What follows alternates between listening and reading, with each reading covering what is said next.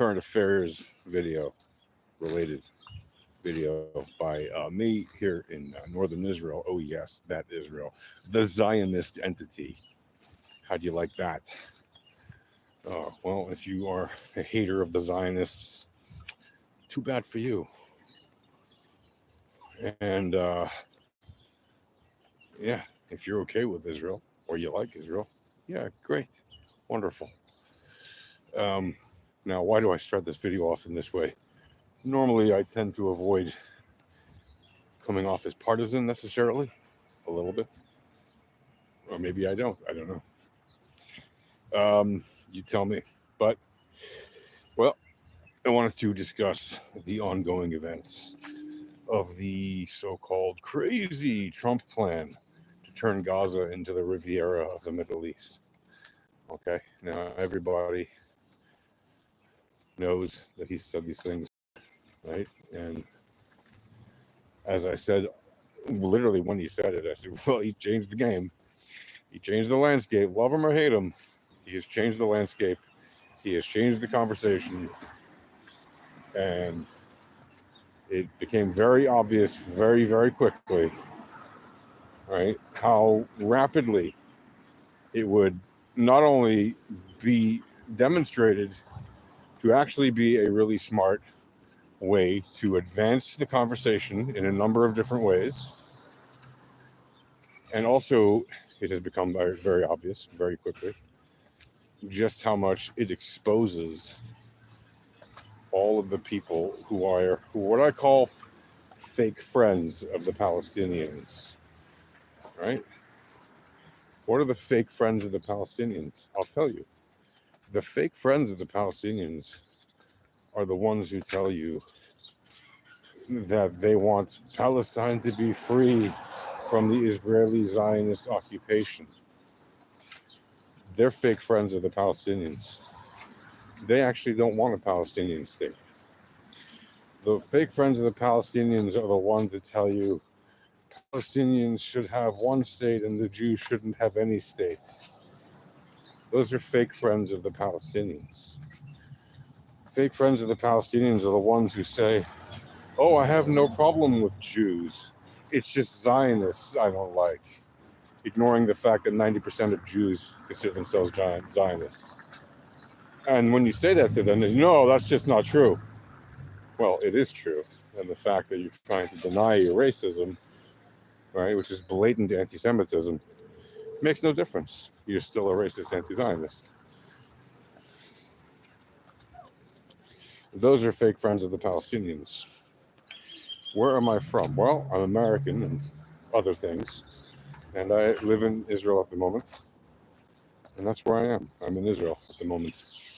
Fake Palestinian friends, right? Fake friends of the Palestinians are the ones who say, oh yeah, we support a two-state solution where the Hamas can rule Gaza and the Palestinian Authority can rule, they call it the West Bank, right? It's Judea and Samaria. That is, by the way, what has been called for thousands and thousands of years. It's only been called the West Bank since about the last 70, not even 50 years, right? It was after the 6-Day War that people started to call it the West Bank of the River Jordan. And the only reason they called it that is because Jordan, formerly Transjordan, formerly just part of the Arabian Empire, before that it was part of many other things, right? And if you look at who built all the ancient things that are actually in the land that is Jordan today, it obviously was not the Arabs, because we're talking things that are thousands and thousands of years old as well. So yeah, the West Bank of the Jordan River is a very, very, very recent term. Like, basically, it is newer than the Beatles, okay? The Beatles were practically breaking up. Like, it was Sgt. Pepper when, Sgt. Pepper time, when anyone first uttered the words the West Bank in any political activism context. Literally, it's that new, right? If you're a baby boomer, You grew up saying Judea and Samaria if you spoke about those places. It was only when you were like in your 20s or 30s that you even started saying the West Bank, if you were an early adopter of that phrase, because you happened to be super politically active, and for whatever reason, you were not on the side of Israel. Right? Historically, every significant document refers to the West Bank as Judea and Samaria. They don't refer to it as the West Bank.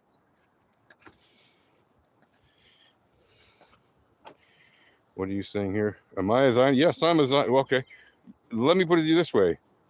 Do you think that Jews have the right to live and be autonomous and have the right to sovereignty, like for self-determination, in their ancestral homeland?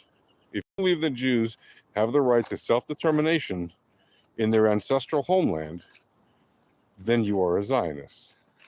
Do you believe that Native Americans have a right to live and have self-determination in their ancestral homelands?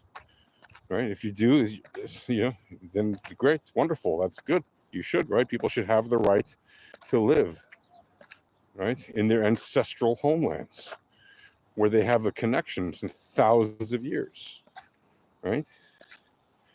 I mean, do you believe Americans have a right to live in their homeland, the United States?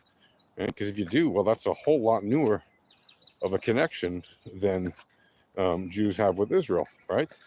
Jews have been living in Israel since the time that Abraham first showed up, and before we were even called the Jews. He was a Hebrew, right?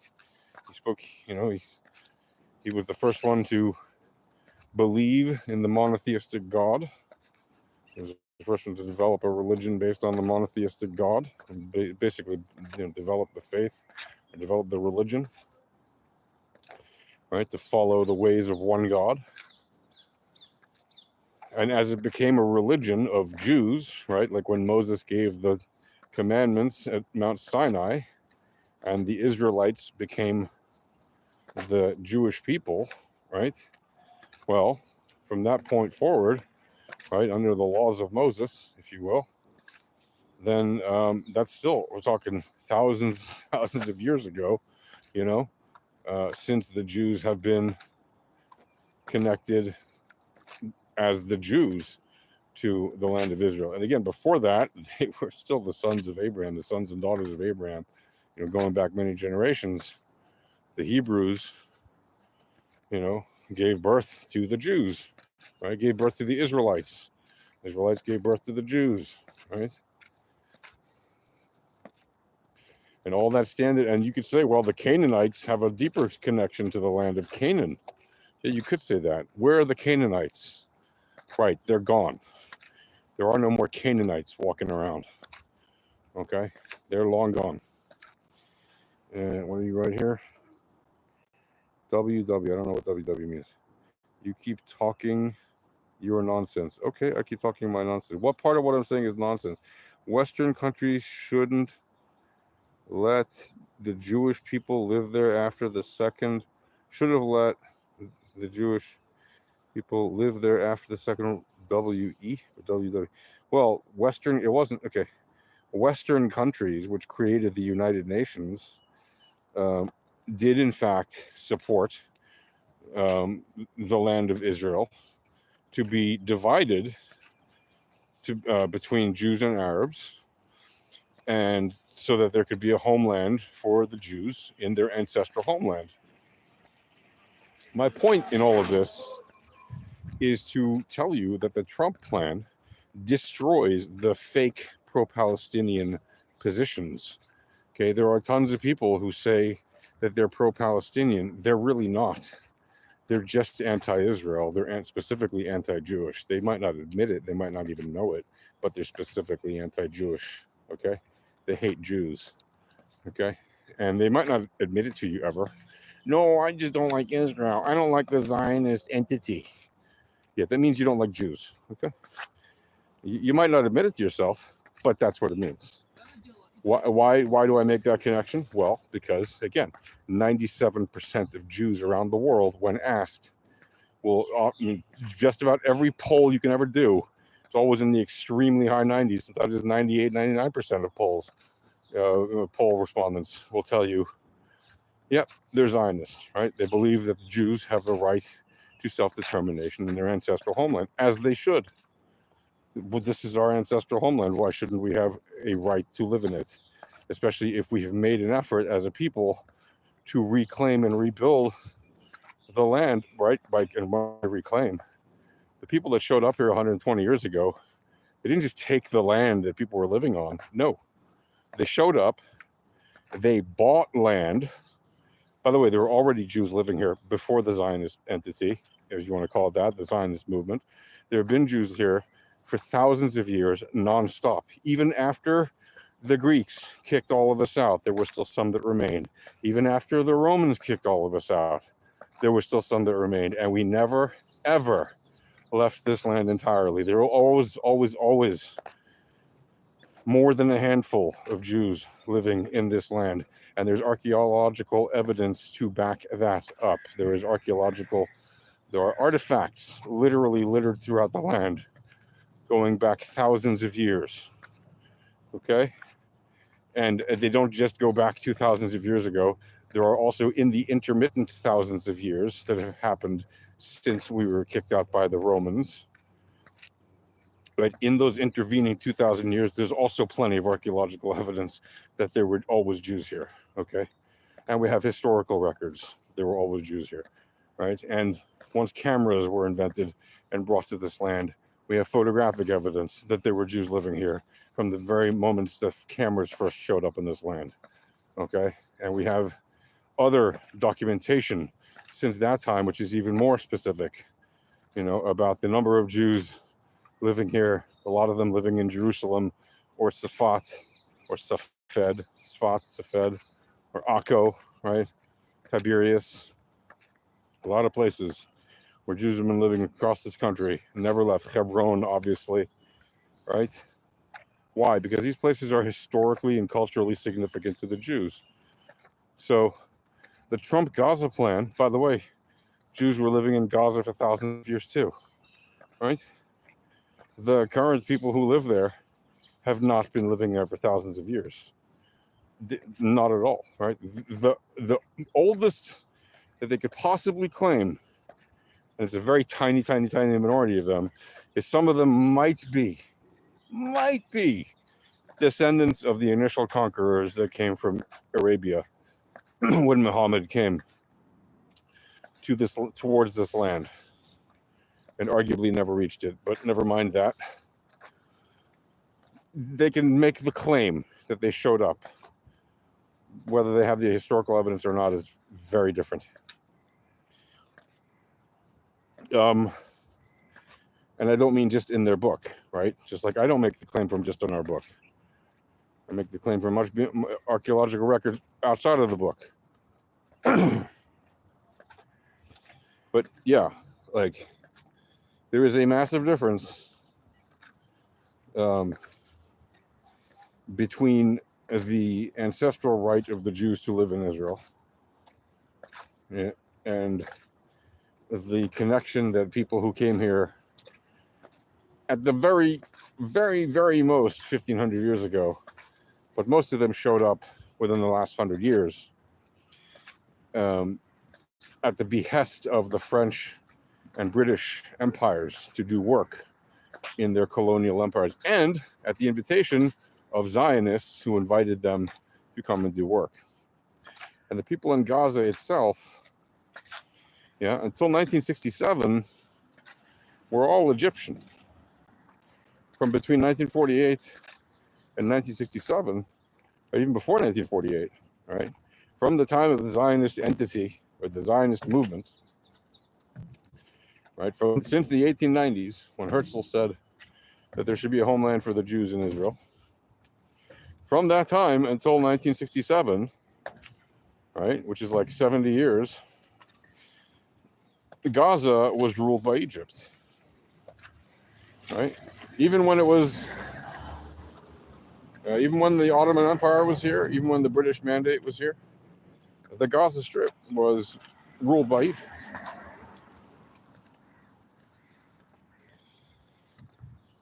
And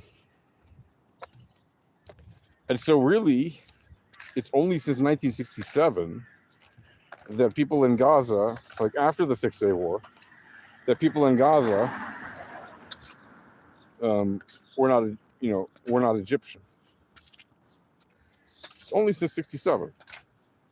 And they were Egyptian, but they were Egyptians living in Israel because Gaza was conquered by Israel. And you can say it was occupied. Yeah, that means they conquered it, mofo. Okay? That means Israel conquered Gaza. Just like you like to say, oh, Arabs conquered this and that. Well, great, wonderful. Jews sometimes conquer things too. Tiny little strips of land to defend ourselves, not to make a ridiculous empire.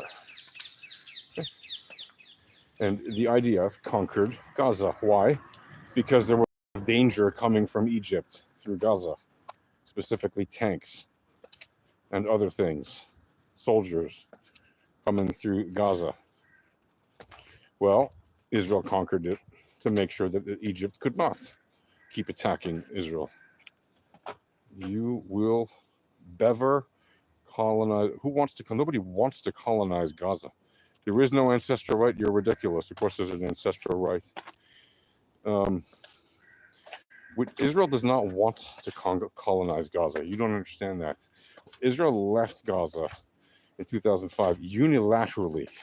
Israel withdrew from Gaza and said, here, people of Gaza, have yourself this piece of land and make yourself a wonderful place to live. We will even help you. Look, we're leaving you with completely operating and beautiful towns, settlements, full of houses, beautiful houses, even houses of worship, synagogues, which we emptied because we knew they would desecrate them, which of course is the one thing they did in any of those towns, is desecrate them. And the other thing they did, if they did anything to them, was destroy the houses, right? Some of the settlements they didn't touch, except to destroy the holy places because, the Gazans, scumbags, what do you want? The Palestinian Authority that run the place at the time, scumbags, what do you want? And they encouraged their people to destroy things that Jews left behind. Greenhouses, fully operational, that Gazans have been working in for decades while Israel was there. What did they do? They destroyed them. They ripped them apart. They took the piping, literally the metal piping that holds up the greenhouses, to turn it into little stupid rockets that they could shoot at Israel. Because they're scumbags. And people who encourage that kind of behavior, you're fake Palestinian friends, because you know that Israel is not going to lose a kinetic war to people in such a condition. The Palestinians, and people who call themselves Palestinians nowadays, they obviously don't have an army like Israel's. They obviously don't have, all the abilities that Israel has, right? And yet they keep fighting, and their fake friends keep protesting in the streets and, chanting, from the river to the sea, Palestine will be free. Which, when you say that, makes you sound like a complete and utter moron. Do you know why? Because it shows that you don't actually know what the real saying is. It says from the river to the, in Arabic, it's from the river to the sea, Palestine will be Arab. What does that mean? That means that there'll be nobody living there except Arabs. That is a racist slogan. It is an anti-Semitic slogan, an anti-Jewish slogan. For those of you who are too stupid to understand that anti-Semitic means anti-Jewish, because it does. And you are literally the curse onto this land. Those of you who are fake Palestinian friends, you are the curse onto this land. You are the reason, right, that there is a conflict here. It's not because of the Palestinians that there's a conflict here. Arguably, it's not entirely their fault, in fact.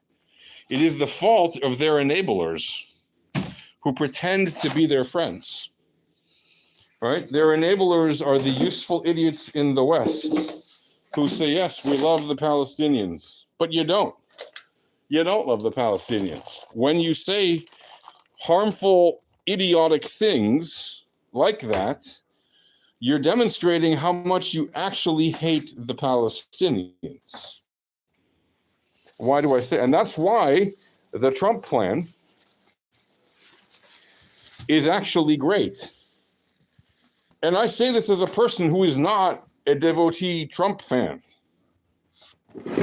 I'm not. If you know anything about me, and you probably don't, but for anybody who knows anything about me, they know when it comes to politics, I am not a Trump fan. In fact, I'm not a fan of politics in general. And if you ask me why, I will tell you, because they are all, say it with me, liars, scoundrels, and thieves. And that is putting it as nicely as I can. And that's part of their job description. And no one with half a brain is surprised by that if they've ever learned a goddamn thing about politics. But nevertheless, even someone like me, who sees all of the flaws in Trump, and I can point to them all, even myself, even me, I can recognize when I see a good plan.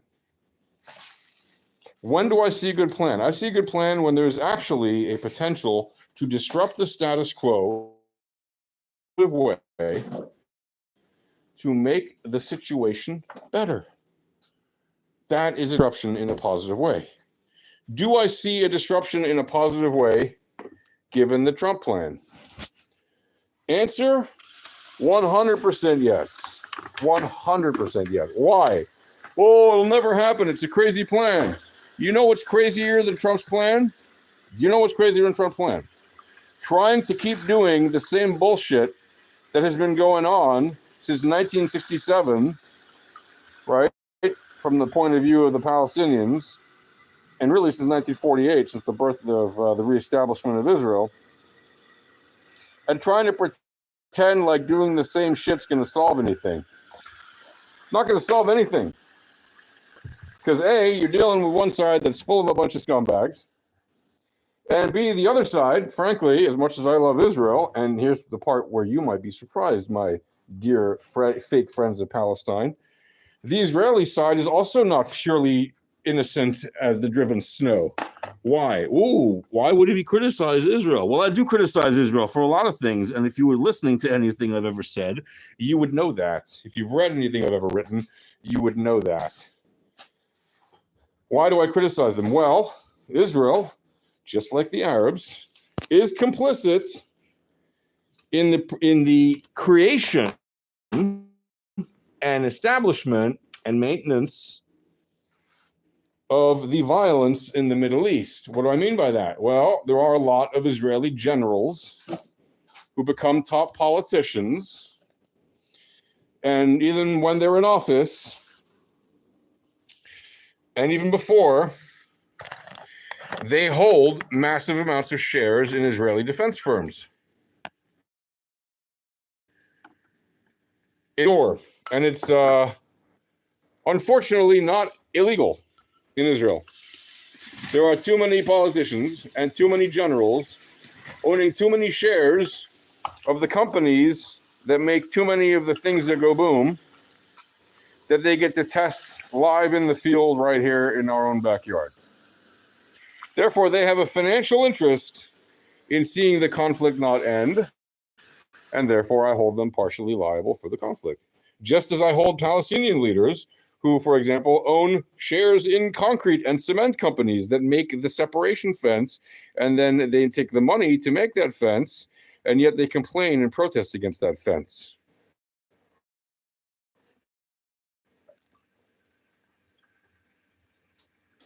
And thus they prolong the conflict as well.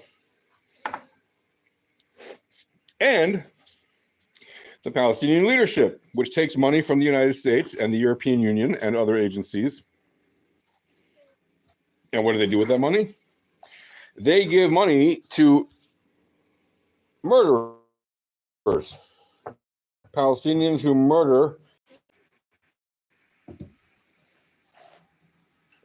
right? The pay for slave program is not just an abomination. It is clearly a violation of international law. You're not allowed to take international aid from any entity, whether it's a country or a multi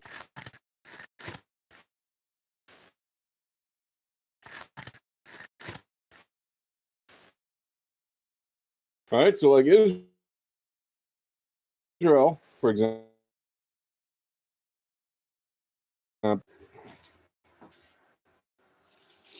manages its budget and all of that.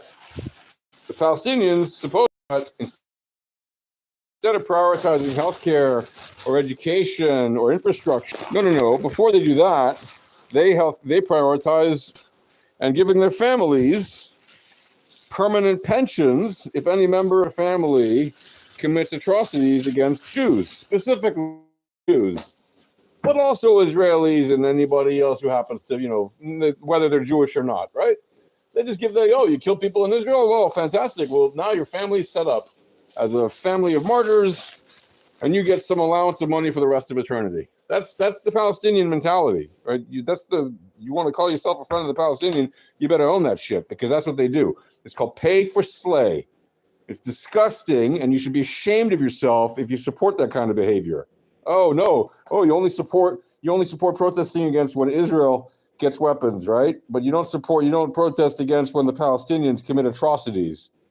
You're a hypocritical bastard. You can see I told you that I criticize when Israel lets its leaders take money and remain in power while they take money from companies that make the weapons that we use to fight our enemies. Okay, I don't think we should have generals owning shares of defense companies. I don't think we should have prime ministers owning shares of defense companies. I don't. I think that should be illegal. I protest that. Do you protest when the Palestinians pay people to murder Israelis and Jews? Do you? No, because if you don't, then you're a hypocritical scumbag. And you are exposed by the Trump Gaza plan, because you're exactly the kind of fake friend that just wants to see dead Jews. And to you, F off. That's what I have to say to you. That's my polite way of saying it to you. All right? Maybe if you're too young to know what that means, well, one day you'll grow up and you'll figure it out. What is this? So then why is the Trump Gaza plan good for the Palestinians living there? Well, it's good for the Palestinians living there for many reasons. First of all, who else is going to rebuild Gaza? Right? Israel probably would. Israel's your number one best guess, but even Israel would demand some kind of reparation, or assistance from Arab nations, especially Qatar, which basically aided and abetted Hamas with their media and their propaganda. And obviously the Palestinians, the so-called Palestinians and their so-called friends, would protest Israel having anything to do with rebuilding Gaza. So Israel's not going to do that, right? By the way, right? If you're going to tell me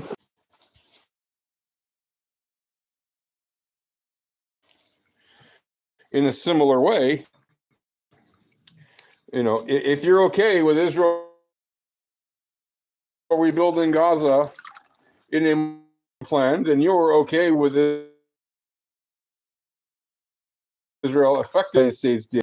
And they installed military bases in as many places as they could after World War II across Europe to help secure the rebuilding of Europe after World War II.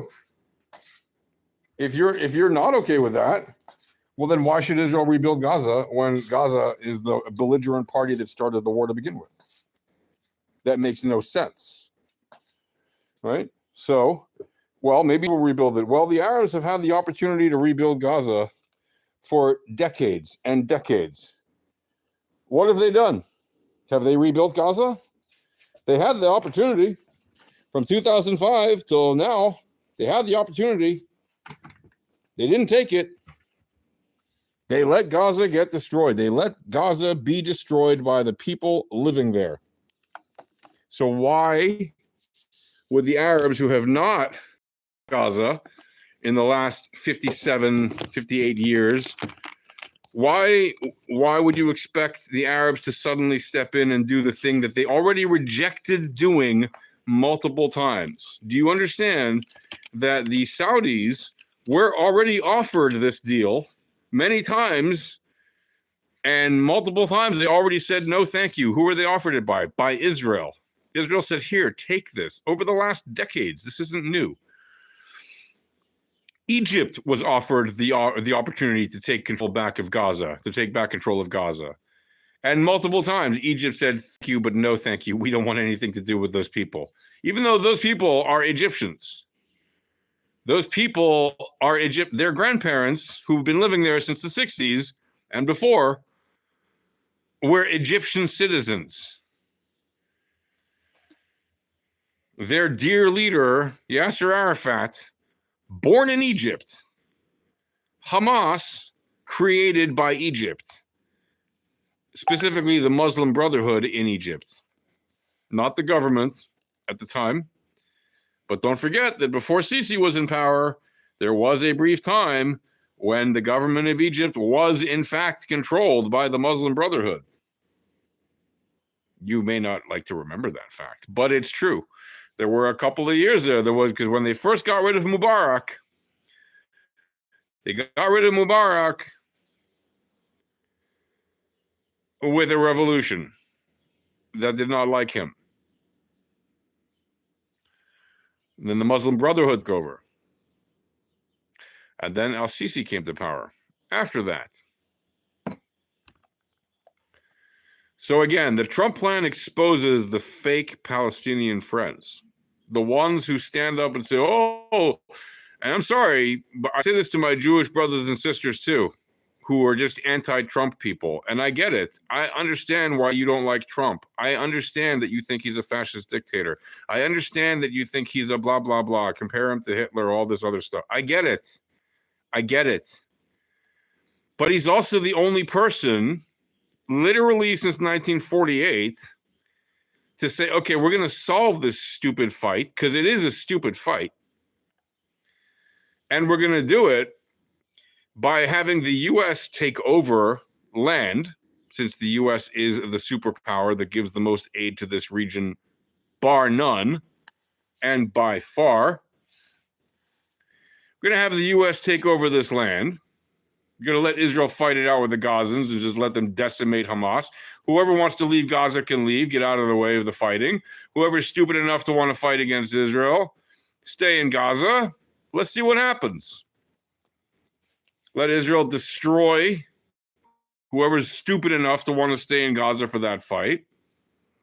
Everybody else gets moved out, gets new housing, gets a new bank account, gets a lot of money in it, and go live a happy life. Go be happy in another place. Forget about Gaza. It's a war-torn hellhole. If you really love Gaza and you want to come back to Gaza after some time, maybe if you can demonstrate that you are not a violent person and that you are not interested in terrorism and you want to live side by side in peace and prosperity with Israel, then by all means, come back. But until then, that land should be sorted out. And by sorted out, I mean Israel should finish the fight with Hamas, which is probably what's going to happen if the hostages are freed, and I don't think they will be freed. Unfortunately. Yeah, we've gotten some back until now. What do you think Hamas is doing? They're trying to rearm. They're trying to retrain. They're trying to resupply as much as they can. Right? They're trying. Doesn't mean they're succeeding, but they're trying. They're doing everything they can to get whatever weapons they can through trucks coming in from Egypt, because Israel knows it can't check every single crate that comes in, every single truck that comes in as aid, right? So it's a big hootenanny down in the Middle East.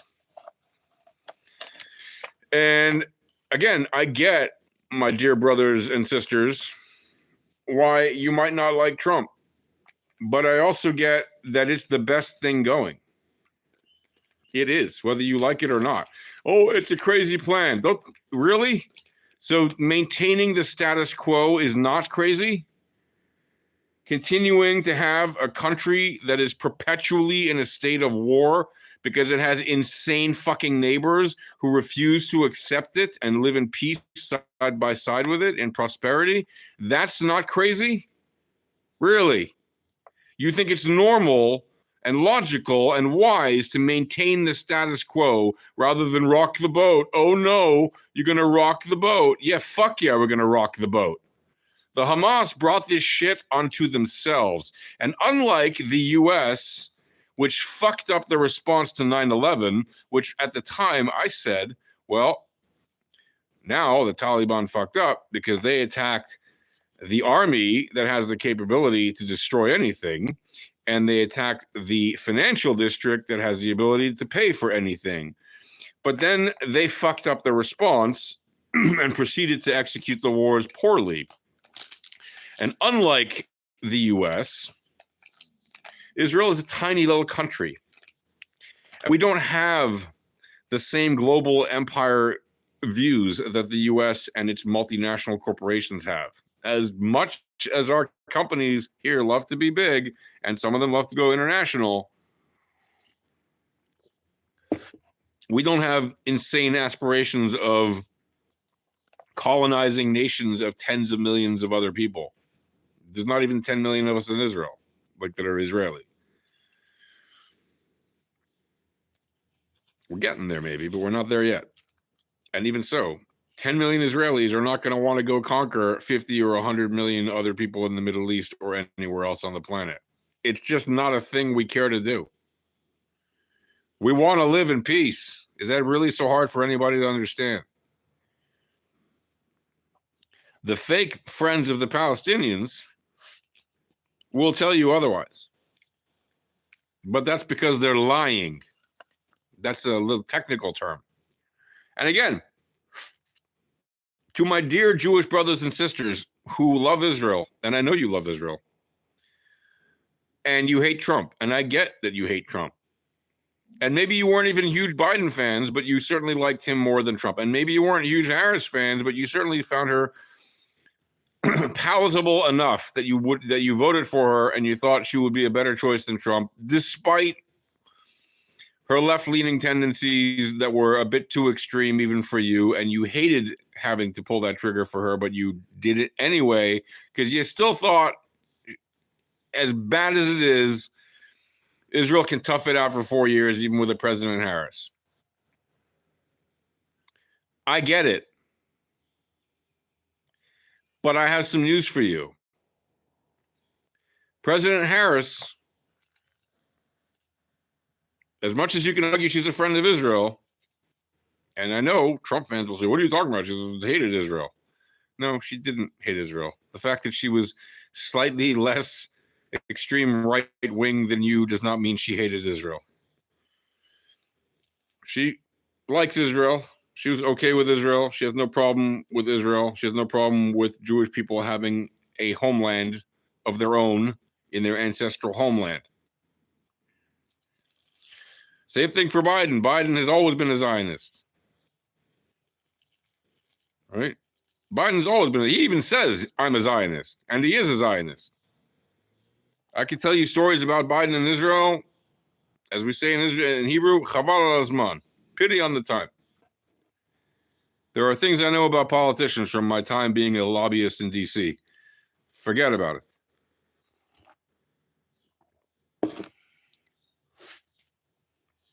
And I know you like the Democrats more than the Republican, or you voted for the Democrat candidate and not the Republican candidate. I get it, to my dear friends who did that.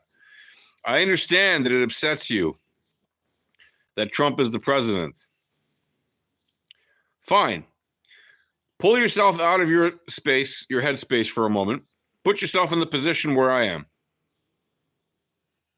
Imagine you're living in a country that has been at war from the day it started being a country, 80 years ago, 77 years ago, right? When it was reestablished after nearly 2,000 years since it was last a country. And you've never, ever had a day of peace officially in this country.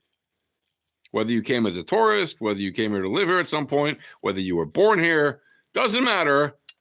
If you've ever visited this country since 1948, because the day Israel was declared independent and the Arabs attacked it unprovoked, You've never visited this country in a full state of peace. Now tell me, in all your grand prognostications, with all your sophisticated university degrees, what do you think is more foolish? Do you think the Albert Einstein formula of determining what folly is correct? All right, to keep doing the same idiotic thing that keeps making the same mistake or gets the same problem or finds the same error? Is that folly? Is that foolishness? Or is foolishness trying to do something different, to discover what other realities we might explore by not repeating the same stupid mistakes? I'm going to go with foolishness is what Einstein said, and it's wiser and smarter, even if you don't know jack shit about the situation, to try something different. And statistics bear that out. And if you don't know about it, you know the old game show question? If you're on a game show like The Price is Right, and you're offered door number 1, door number 2, door number 3, do you stick with door number 1, or when they offer you door number 2, do you change doors, or do you change doors? And the answer is always, it's always best to change doors when you're given the opportunity to do so. Statistically, it is best to change doors because you are likely to come out with a better outcome than you assume.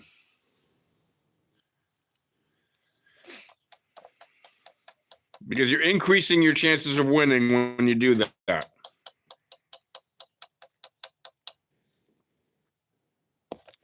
So, and if you don't believe me, go ahead and Google that shit. You can find it. Oh, I shouldn't have cussed in this video. Now it'll be demonetized. I don't have enough followers to be monetized, and so be it.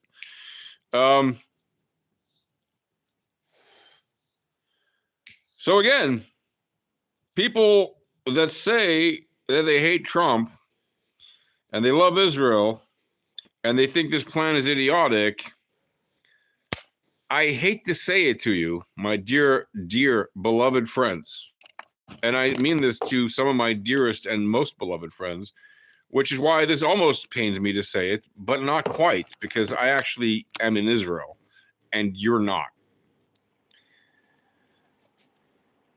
And I actually have to live with the fact that we're dealing with idiots on all of our borders. And they're attacking us directly. And we're the guardians at the gate, protecting your ass from the extremists that will behead you if they get the chance. If we fall, your ass is next. Do you understand that? I'll say it again. If we fall, you're next. They'll come for you. They'll come for your wife. They'll come for your mother, your father, your daughter, your son, your uncle, your cousin, your brother, your sister, your children, your babies. They will come for you. And they will do the terrible things they did to us, to you. And they're already starting in Europe and in America when they get violent in little spurt of attacks here and there. And they demonstrate and protest, and then they become violent, and they cross the line between peaceful protest and violent demonstrators that have every expectation, or should, of being put down by the law.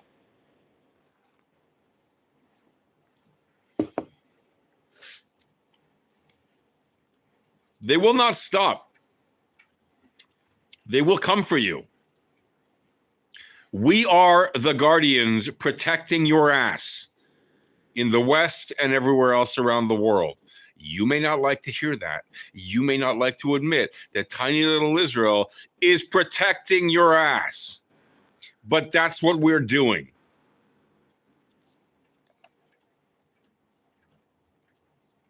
Politicians supposed to serve people, not the banks. I completely agree light, free. Politicians are supposed to serve the people, not make profit from being in office, and not serve the banks, as you say. Unfortunately, the system that we have, whether in a democracy or not, when there's people in charge of power and they get to make the laws that allow them to grift and be corrupt, they're going to.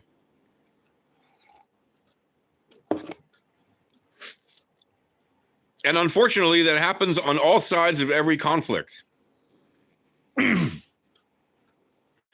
that is not a reason for me to say, well, the Israelis are as much to blame as the Palestinians. No, they're not as much to blame. They are to blame.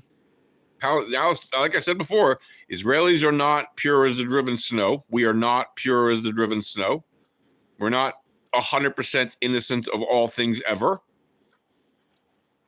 But there is a huge difference between having a government that has corrupt politicians and generals exploiting the fact that they can make more money the longer the war goes on, right?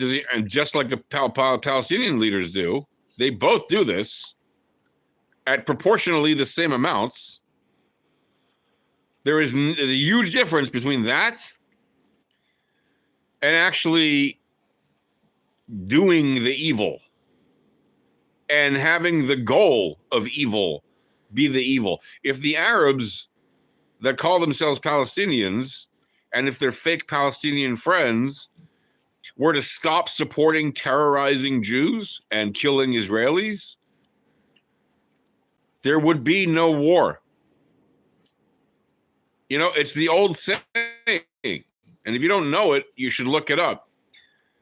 Right? If the Arabs put down their guns, there would be peace. If the Jews put down their guns, there would be no Israel, which means there'd be a genocide and a Holocaust again, and it would be at the hands of the current Nazis, which are the Islamofascists. And why do I call them Nazis? Well, because they literally got their ideological hatred from Nazi propaganda. If you don't know who the leader of the Arabs in British Mandate Palestine was at the time of World War II and during the Holocaust, well, he turned out to have been a buddy of Adolf Hitler, and he lived in Berlin hanging out with Adolf Hitler and spewing propaganda against Jews during that time.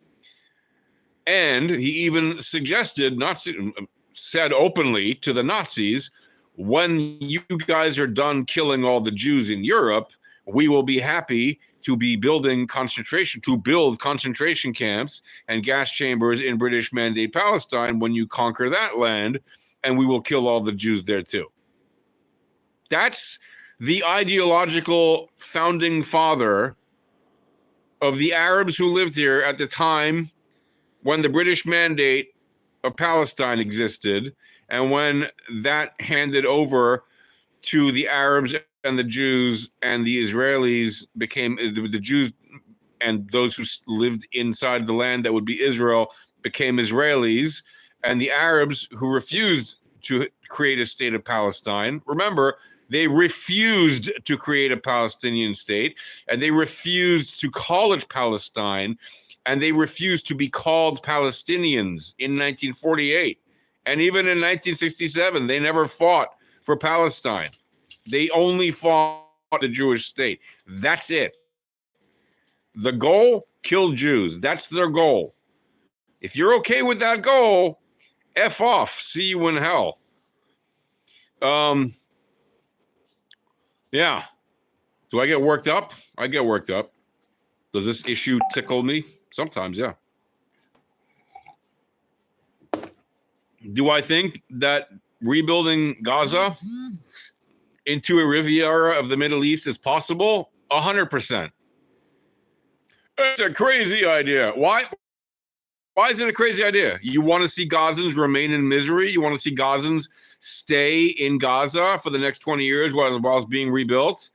And in the meantime, they're living in a pile of rubble that they created by attacking Israel and by not surrendering and by not releasing the hostages? Is that what you want for the people of Gaza?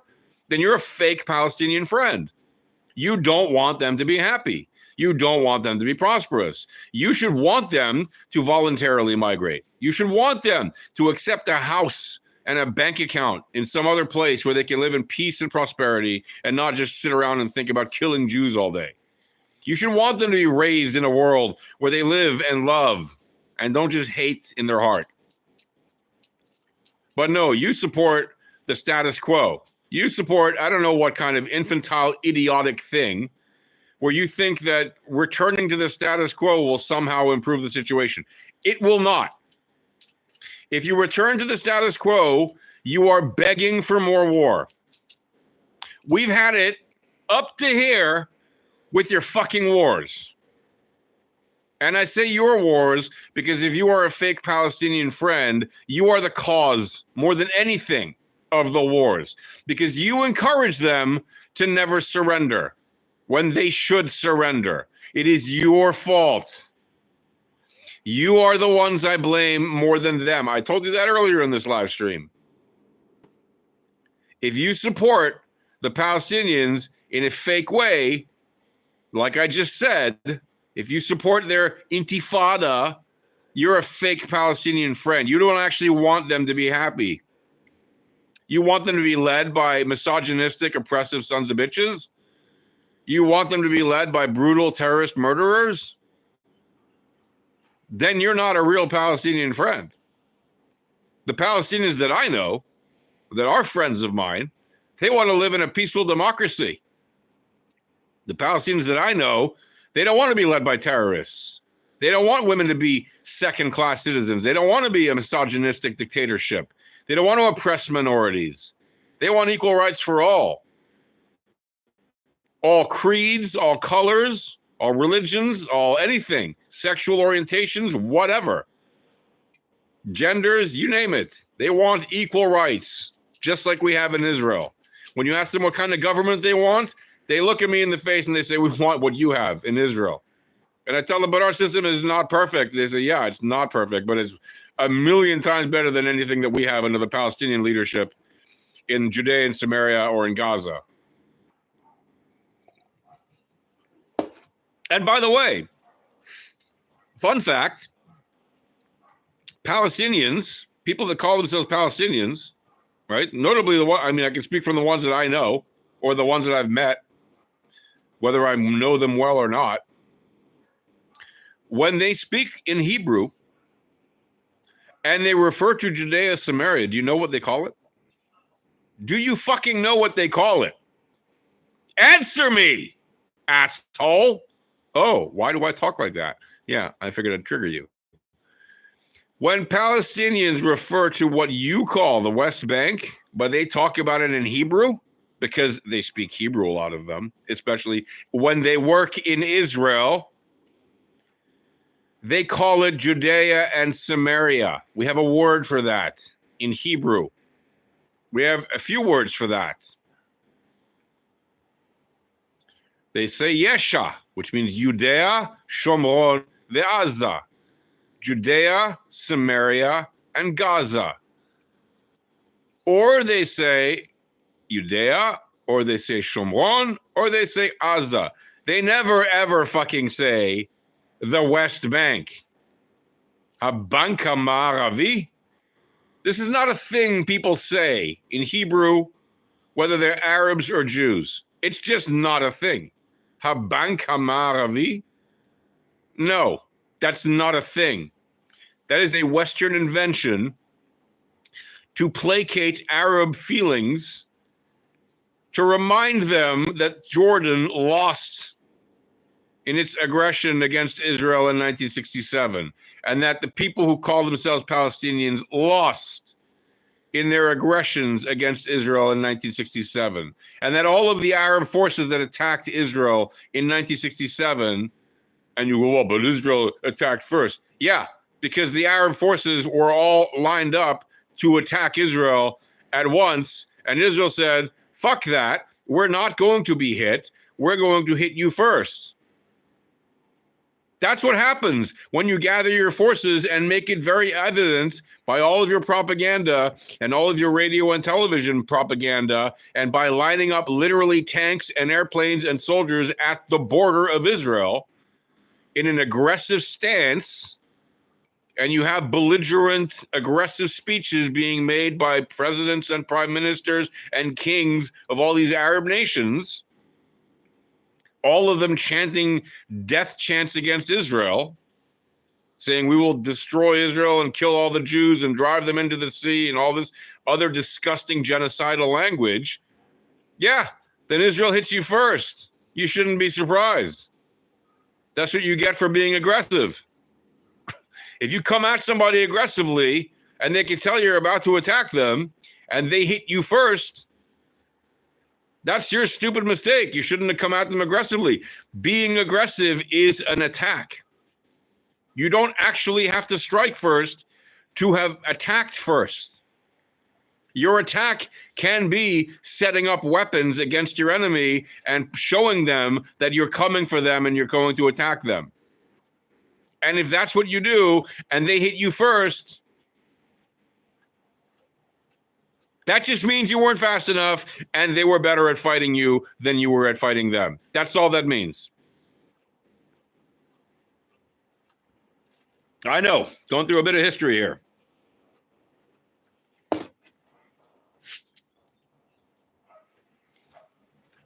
So why am I still going on about this? Why didn't I just make this a short 2-minute video? Because I think there's a lot to say, and I still have tons more to say that what I won't say during this stream because it's too much.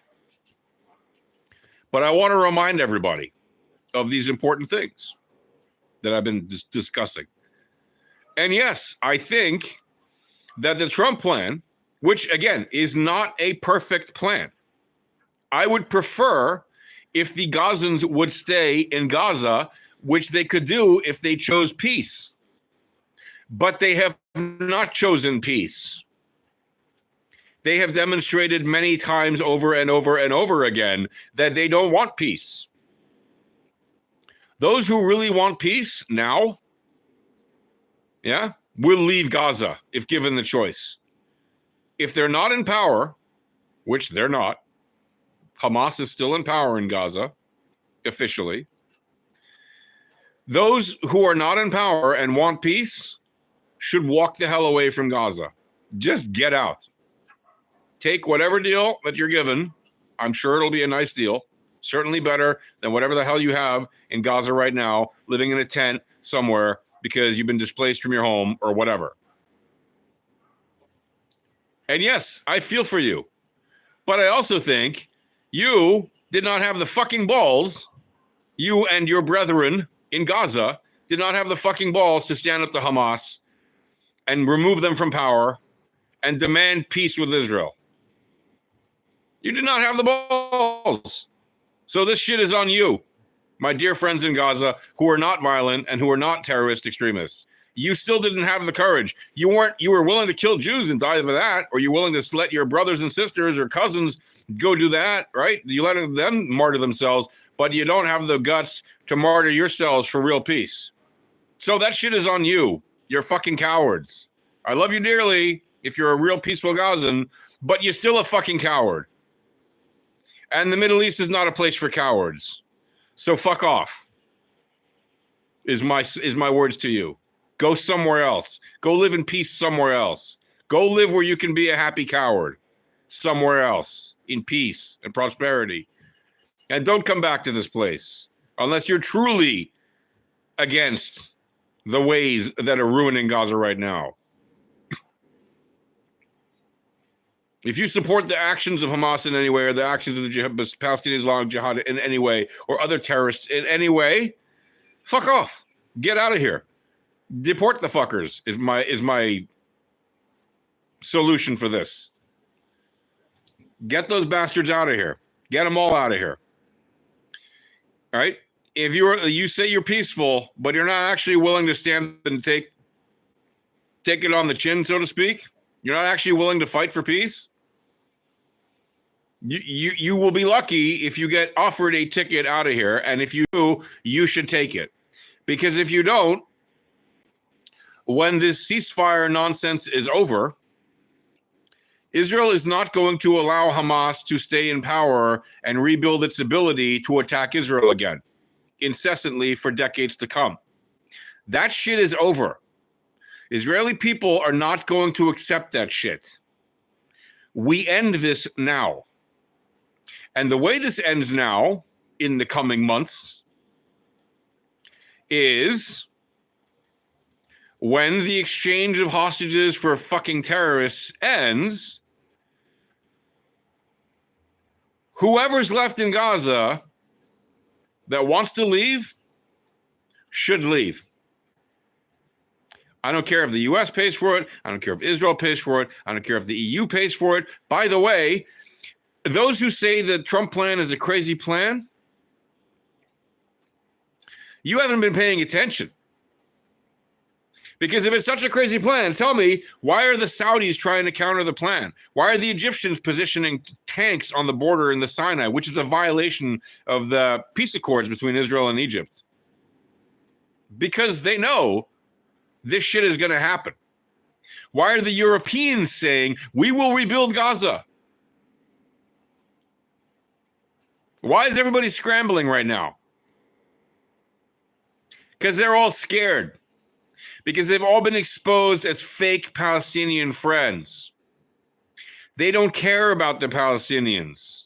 Sorry, my Palestinian friends. The world has been exposed once again, and they don't give a shit about you. You know who cares about the Palestinians actually? You know who really actually has shown through evidence that the Palestinians are their friends? Israel. Israel is the only country in the world where Palestinians are allowed to get visits for education and for healthcare. Did you know that? Many of them live in East Jerusalem. They're allowed to work there and have businesses there and thrive there. Did you know that? You didn't know that? Did you know that even in Judea and Samaria, Arabs and Israelis, and Arabs that call themselves Palestinians and Israelis, coexist? In Area A, where the Palestinians have full control, they don't allow Jews, because in Area A, the Arabs have conducted ethnic cleansing. They forbid Jews from living on their land. That is ethnic cleansing for all you fake lefties and fake Palestinian friends who protest ethnic cleansing. How about the fact that Jews aren't allowed to live in Area A? In Judea and Samaria. Do you even know what Area A is? No? Then you're a fucking idiot, and you have no right to talk about this topic until you go learn some things. Go look at what the Declaration of Principles is. You don't know what that is? Then you're a fucking idiot about this topic, and you should go learn about it before you open your big fat fucking mouth about it, because you're a fucking idiot on this topic. You may be the smartest motherfucker on earth, but if you don't know what the Declaration of Principles is, and you don't know what A, B, and C are when it comes to that particular Declaration of Principles, then you're a fucking dumbass. And you can fuck the fuck off. In Area A, there are no Jews allowed. Only Palestinian Arabs. And whoever their guests are. Tourists, foreigners, and shit like that. Area B is mixed. Arabs and Jews. Specifically Palestinian Arabs and Jews and Israelis, and anyone can be in Area B. And it's governed in a hybrid model where Palestinians and Israelis cooperate on how to run that area. The Israelis have ultimate authority on security, but they work very closely with the Palestinian Authority on security in Area B. And it is run pretty well.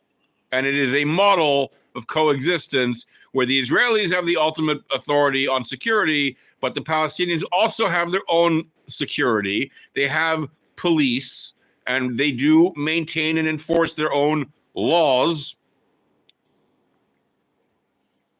And then Area C is the Israeli area. And guess what? Palestinians are allowed to cross into Area C. It's not their area. They don't build houses there. And guess what? You know what that means? That means that since 1993, since the Declaration of Principles was signed between the Palestinian Authority, led at the time by Yasser Arafat, and Israel, led at the time by Yitzhak Rabin, that means there are no illegal occupied territories. There are none.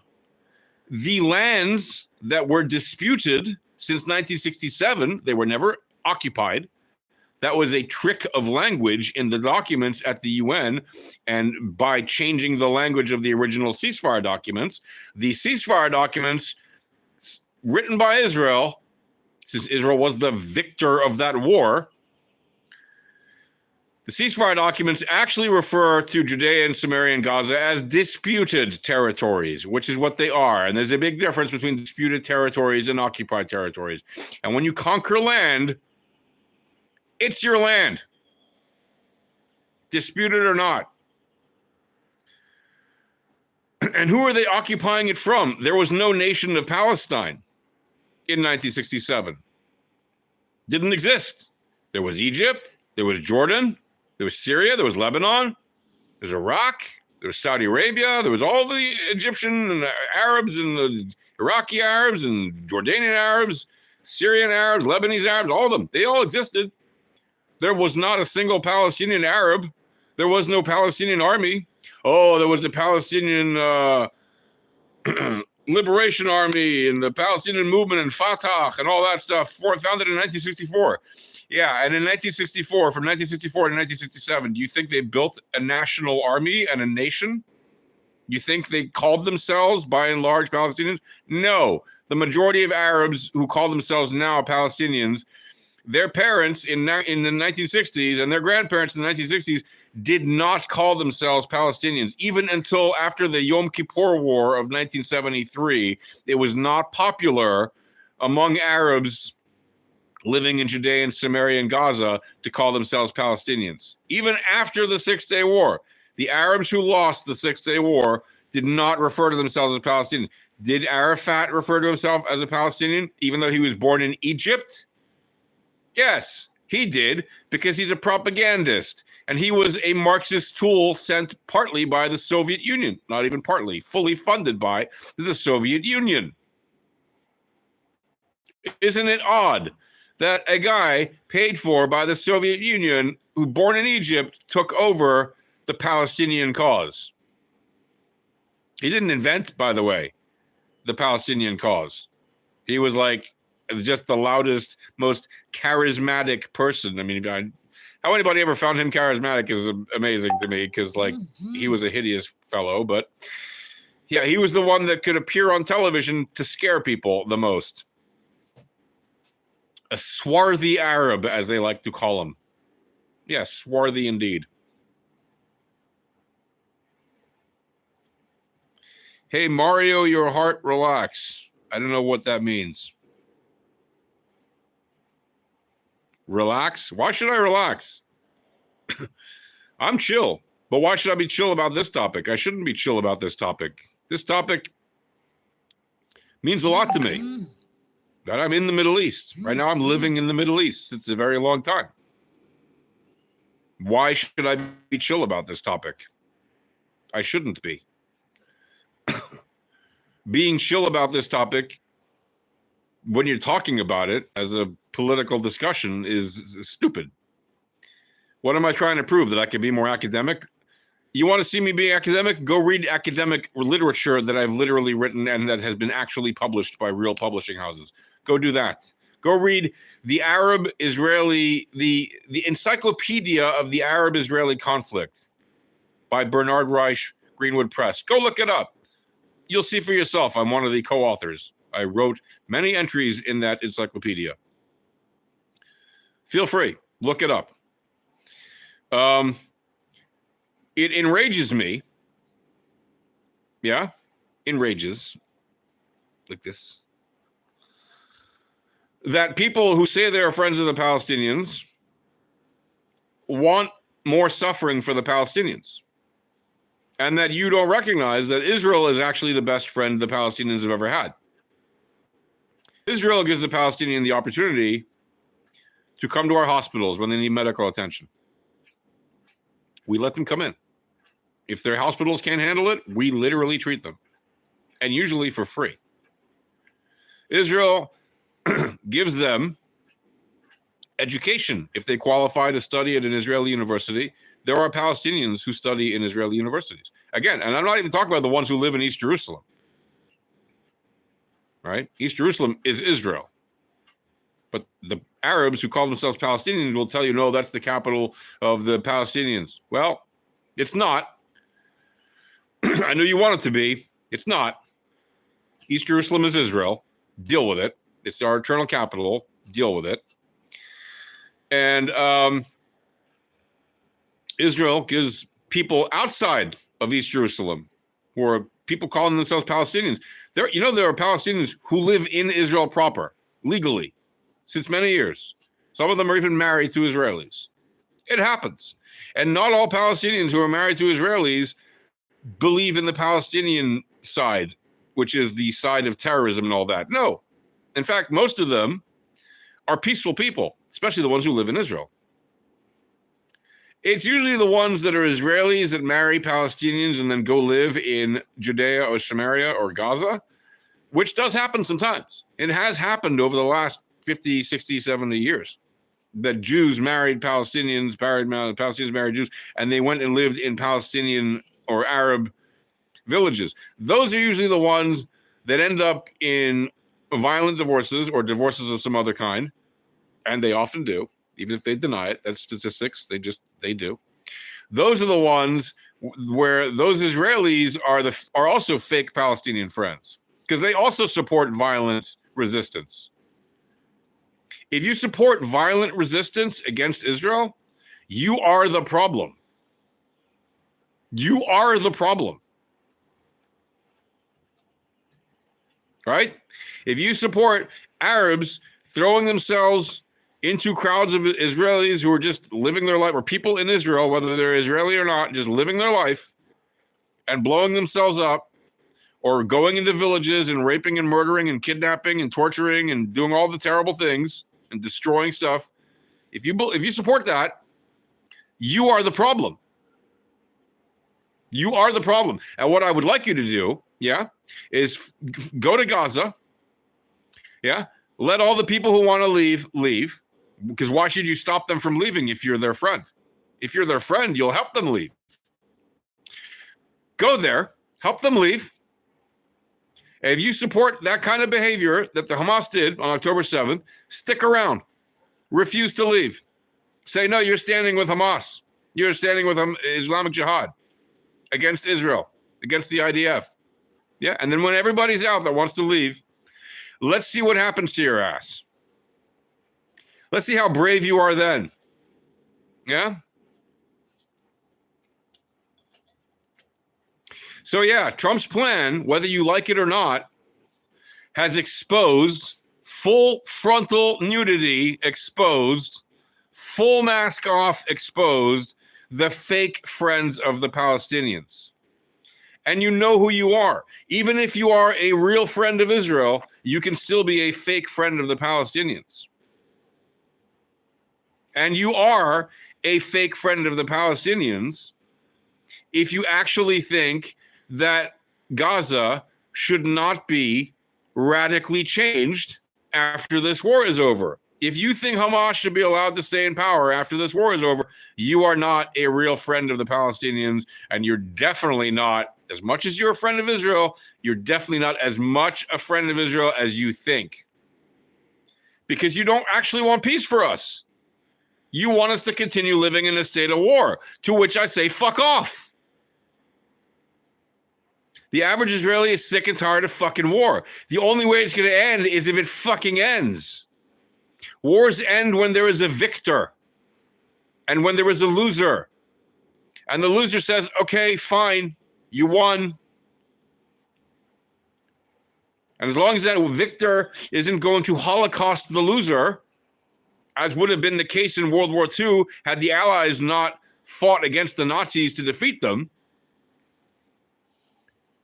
right? If the Jews had lost the war, if there wasn't a Holocaust against the Jews to begin with, and the Germans had won World War II, but there was no Holocaust. It was just a war. If the Allies had lost, okay, the Germans would have won, but there wouldn't have been a Holocaust, right? We're talking about a completely different history here in make-believe land. That would have been very different. But the Israelis don't want to Holocaust the Arabs. The Israelis have no interest at all in killing Arabs. And those of you who say, oh, what are you talking about? There's genocide in Gaza. You're a fucking idiot. And go the fuck home and learn what an actual genocide is. How can there be a genocide in a place where there are more people alive now than there were at the beginning of the fucking war? How can there be? How can there be a genocide in a place where Israel is providing humanitarian assistance to the people living in the place that they're supposedly genociding? How can that be? If that's the case, Israel is the worst genocidal regime in the history of genocidal regimes. Somehow we increase the population of our enemy and we're giving them succor. We're giving them food and assistance and shelter. How can that be? We're genociding them? Really? If you believe that, you're a fucking moron, and go shut the fuck up and go learn a thing. I mean it. You don't like it? Too fucking bad. Them's the facts, motherfucker. Oh, you're so rude. That means you lost the argument. No, it doesn't. It means I choose my words carefully to have impact, asshole. Oh, but you're cursing. That means you can't make your case. No, it doesn't. You can use certain words to have an impact. And if you knew anything about fucking language, you would know that. It does not belittle my case to use salty words on occasion. It makes the case more impactful for the morons and simple-minded buffoons who think that my case is wrong and who can only relate to certain levels of language. And if I speak too clearly and in too much of an erudite fashion, they won't even understand the fucking words. But if I use simple language, and by the way, if you haven't noticed, public discourse has fallen through the proverbial shitter in the last 10 years since the golden escalator man came down and started doing his thing. All sides, yes, he started it, but all sides have debased their own political language. We have to clutch our pearls. We have to pretend we're so polite. No, you don't have to. Those days are over. Long gone. Sayonara. See you later, motherfucker. Those days are gone. Polite society does not exist. It is a fanciful dream of yesteryear. It is gone. And anyone who pretends it exists should go read some fucking fonts. Yeah, fonts? Yeah. Tweets, posts from Messieurs Musk and Trump. And then tell me how polite they are. Go watch some of the things they say in public when they're giving speeches. Yeah? Oh, well, if Mr. Trump says it, it's okay, but not if a citizen says it. No, he's a citizen too. If Mr. Musk says it, it's okay, but not if a normal person says it. No, he's a normal person too. He just has a lot of money. So what? If he can get up in front of the New York Times, little conference they have, and tell his advertisers to fuck off, then so can anyone else. And if you're being judged for the language you use by people who pretend to clutch their pearls and pretend like society isn't like that, then those people are fucking morons. Because they're denying the realpolitik in which we live today. I don't even like it, but it is real. Would I prefer polite language and polite society? Yes, I fucking would. Is that the reality? No, it fucking isn't.